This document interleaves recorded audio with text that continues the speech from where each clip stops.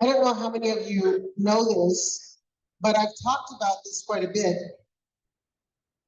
I've published more than 140 books in the last 7 years, and in 17 languages now, 17 different languages. And these books, we also have apps. You can just leave the lights off for a minute. Yeah. That's okay. That's okay. They can hear me. It's just important because what I'm going to be doing.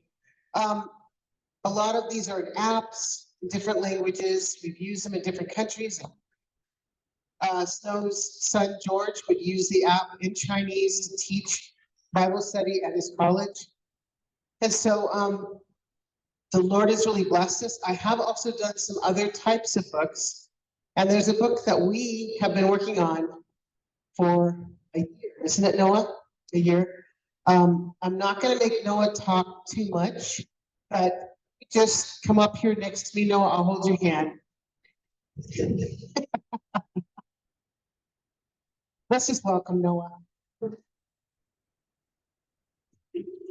Noah said that the Lord told him to write his life story.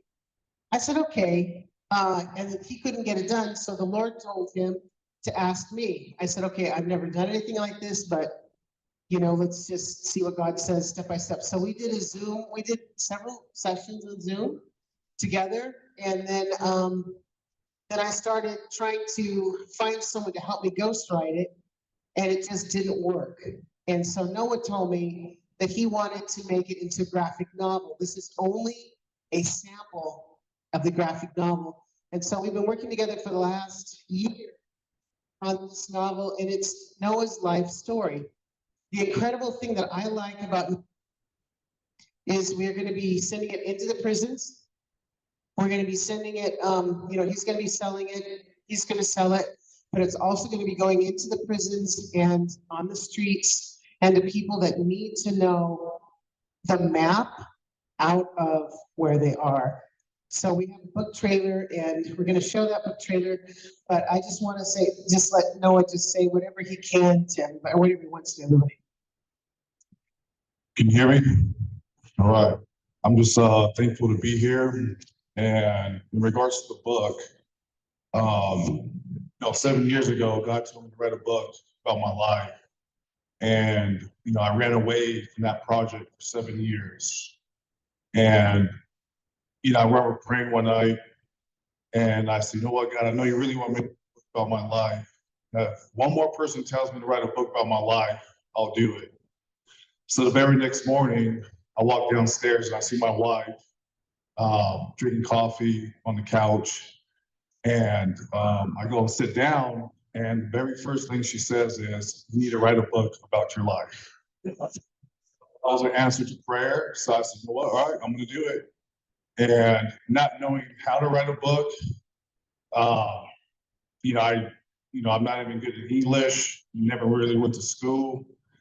And I just remember going to my garage and talking to the Lord, like, how am I going to do this? I just don't know how to write a book. I don't know where to begin. And as soon as I said a picture of Teresa popped in my mind. It was a nice picture, and I didn't know Teresa did books. I remember vaguely remembering she did like a children's book once. So I called her up and I told her this is what I wanted. So when I was in prison, they had comic books of the Bible in prison. And I thought when I was reading those comic books of the Bible, I thought it was just really interesting. Like you had an illustration of what you would read in the Bible. And I said to myself, if I ever do a book, I'm gonna do it just like one of these comic books. So here it is. That's my story. You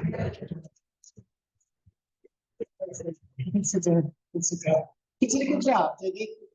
So the amazing thing about this book is that God put the people together. So the person that helped us to write the comic script for the book, which tells what each page looks like, all the detail. The young man he uses a ventilator. He does not have any use of any of his appendages.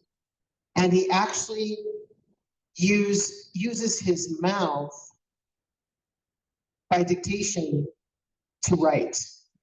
He's a phenomenal writer. God gave us this young man for how many ever months? 3 months. And now that young man is not in the place that he can write. But he's a phenomenal writer. His mother and his grandmother had a stroke, and he has to have someone take care of him. So he's not even at home right now. So it's rough for him. His name is Quentin. You think about him, pray for him. But we just want to show the book trailer for As in the Days of Noah.